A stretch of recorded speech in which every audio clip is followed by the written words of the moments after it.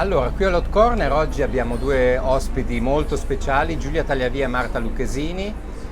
Perché Giulia Tagliavia e Marta Lucchesini? Perché sono due compositrici che sono qui a Venezia con due progetti molto diversi. Giulia, parti tu, raccontaci del Palazzo. Sì, io sono qui perché ho fatto le musiche del film Il Palazzo di Federica Di Giacomo che abbiamo presentato questa mattina. E, cosa posso dire? No, Com'è nato il progetto? Da dove parte? il progetto parte, diciamo, io ho incontrato la regista quando lei aveva già raccolto buona parte del materiale, è un film fatto in parte da archivio e in parte da riprese, diciamo, contemporanee, e dunque aveva bisogno di un mondo sonoro che riuscisse anche a fare da collante tra questi due spazi temporali. E mi sono appassionata subito moltissimo perché ho trovato che le immagini di archivio fossero davvero belle e soprattutto la storia molto emozionante, e quindi è iniziato questo lungo travaglio fatto di diverse revisioni per raggiungere sempre meglio la dimensione ideale, che non fosse troppo invasiva della musica ma presente. Marta Lucchesini, invece tu porti Spin Time, colonna sonora scritta assieme a Giorgio Giampà per il documentario di Sabina Guzzanti. Invece come avete lavorato su quello? Io sono entrata un pochino in corsa, devo dire, però ho trovato subito il progetto super interessante, anche perché Spintime è uno spazio che sta nella città di Roma, che è una città molto vicina a dove vivo, quindi sono anche stata più volte e secondo me il tema trattato è assolutamente interessante e super attuale. È molto importante ricordare alle persone che esistono questi spazi alternativi, ovvero questo palazzo è un palazzo che è stato occupato per ospitare un grandissimo numero di famiglie che erano rimaste senza casa. Riguardo le musiche ci siamo un po' divisi la sceneggiatura, diciamo. Nel mio caso, se posso dire, ho più lavorato su dei momenti sognanti, nel senso che secondo me un grosso potere che ha Spintime è quello di far diventare reale una cosa che normalmente si pensa utopica, cioè questo mondo comunitario in cui tutto funziona grazie all'aiuto di tutti. Quindi lo sforzo è stato proprio quello di portare chi ascolta in una dimensione quasi di sogno, però facendogli capire che in realtà il bello è proprio che in quel mondo, in quel palazzo, può diventare reale. Quindi è stato un lavoro super interessante, e poi ci siamo ovviamente confrontati sulla totalità del lavoro insieme a Giorgio e abbiamo trovato, secondo me, un equilibrio molto bello tra la componente teatrale, che è molto presente nel documentario, e questa componente più sognante, più utopica, ma in realtà profondamente reale. Giulia, chi sono i tuoi compositori di riferimento?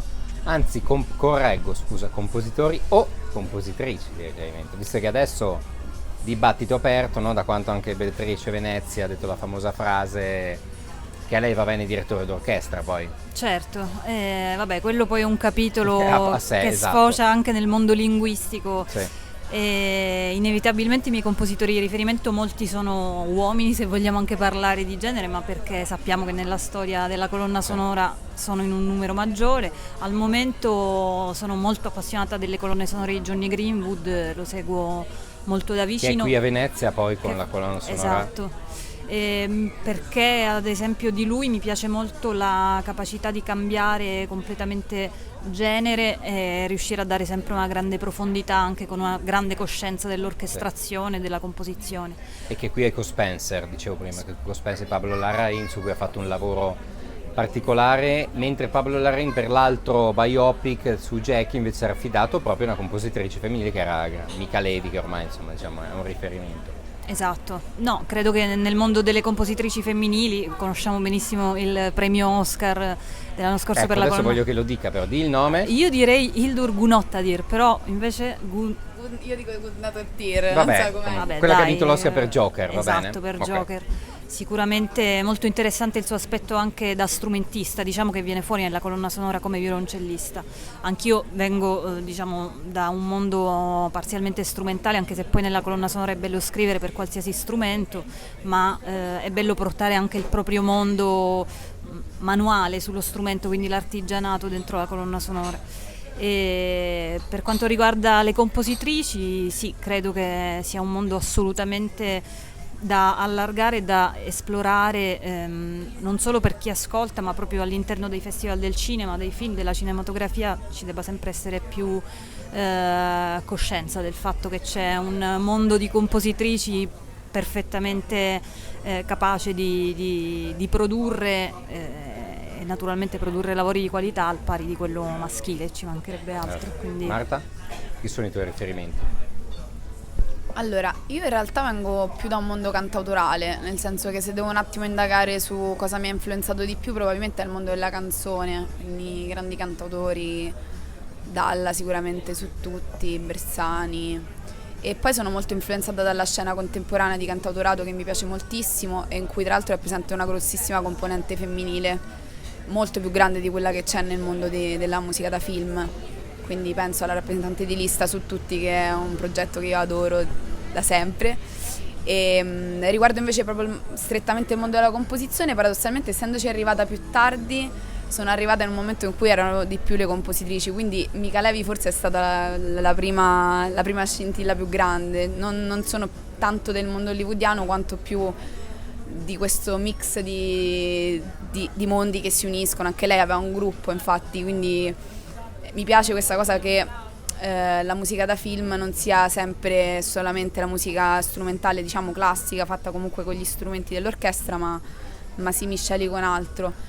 Quindi mi viene in mente anche Joan Johansson, che è un compositore che io ho super adorato. Povero Joan Johansson, veramente mai troppo rimpianto. Sì, no, meraviglioso, e soprattutto il lavoro proprio sul timbro, che secondo me è la nuova arma che abbiamo, che non è stata, per una mancanza di strumentazione, diciamo, non è stata troppo esplorata nel passato, ma adesso abbiamo la possibilità di utilizzare metodi di registrazione e anche di, diciamo, post-produzione assolutamente superiori rispetto al passato, e quindi lui è stato uno dei primi che secondo me ha indagato molto meglio questa cosa.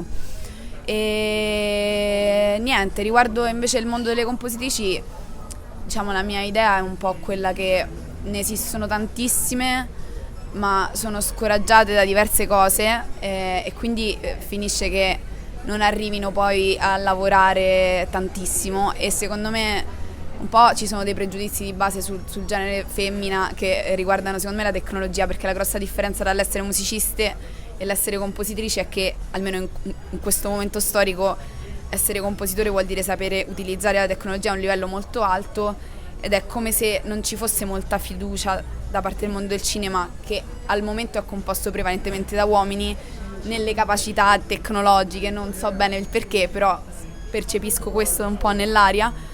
E un po' perché secondo me appunto già tipo 10-20 anni fa era molto più complicato per una donna intraprendere, proprio iniziare ad intraprendere una carriera tecnologica, e quindi al momento ci troviamo con una scena musicale prevalentemente maschile, ce la dobbiamo rinfrescare, ci stiamo provando in tutti i modi, e sta succedendo in effetti, quindi non sono molto preoccupata, sono anzi molto fiduciosa su esatto, questo. Ce la faremo. L'ultima domanda che faccio a entrambe è: la vostra colonna sonora preferita, quella da Isola Deserta?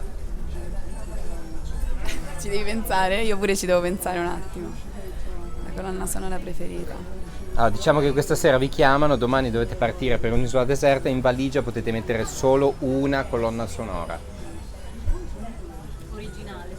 Originale, assolutamente originale. La Dolce Vita. La Dolce Vita di Nino Rota. Beh, in effetti sull'isola deserta con la Dolce Vita, sotto la palma. C'è un po' di tutto. È vero, una grandissima colonna sonora. Molto più grande di quanto poi sia nell'immaginario, no? Che spesso rispetto a quella colonna sonora, no? Le musichette, quando dico le musichette di Nino Rota, invece ci sono dei temi. Dei temini, ma in realtà c'è un Esatto. Io in effetti stavo pensando a delle cose molto più moderne, che però sull'isola deserta potrebbero non funzionare, perché appunto cioè forse mi angoscerei a sentire Joan Johansson senza immagini in un'isola deserta. Quindi sulla sua ispirazione ti dico C'era una volta in America di Morricone. Vabbè, grande scelta.